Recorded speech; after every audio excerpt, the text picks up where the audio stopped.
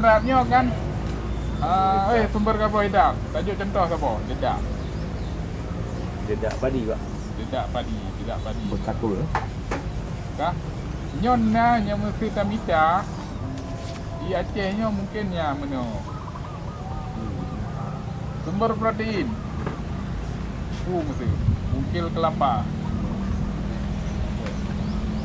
Bagi pajak. Nyo. Keremu. Tahu boleh? Keremu.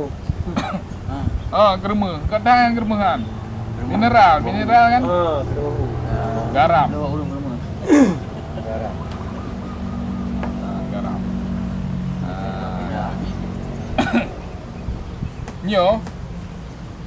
Sumber karbohidrat macam guys, sumber protein macam apa sumber mineral, yo fertilum ber. Le yo macam dah jambu adalah konsentrat. Nyana segmen ni yang mesti tanya tak pelaran mo nyana segmen tu semua. Tapi yang jelas betul kira pengaruh makanan karena kata ni macam tetap lebih menggapah dibanding lemah yang tapi nanti tak tahu. Kami.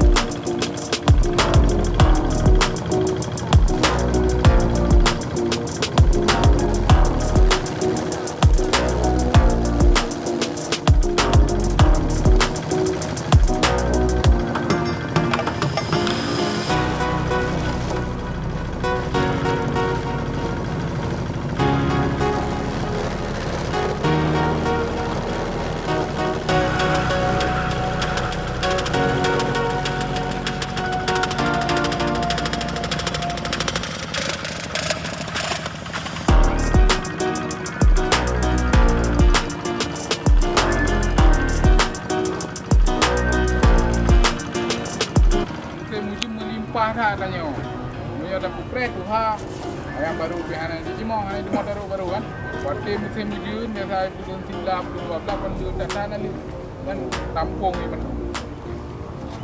Jadi kamu boleh makan kupret.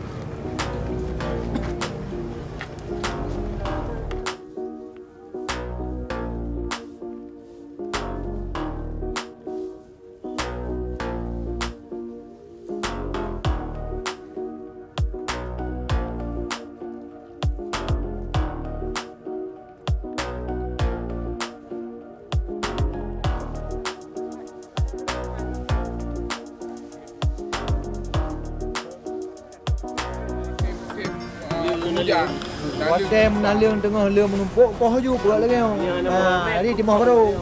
Dak di bawah liung Tuhan, Tuhan liung. Dia menyona mutinyo hantu buat hantu bawah liung. Dia tu malah dah buat lebih pedih untuk yang kata Tak kena buka. Kalau belum. Kalau ada dalam tang.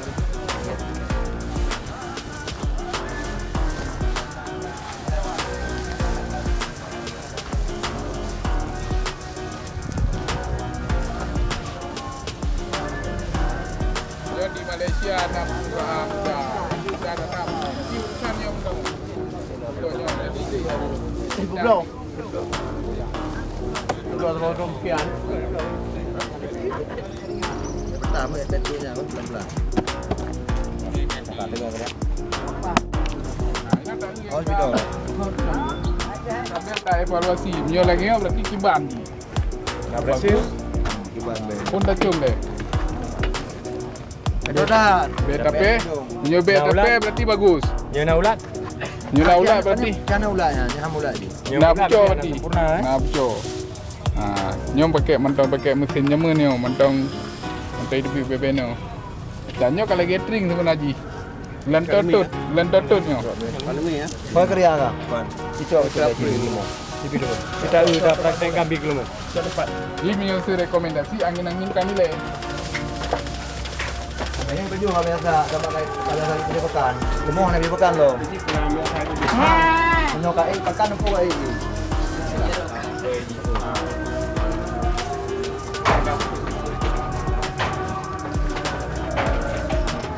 Ibu. Yo, berangkat.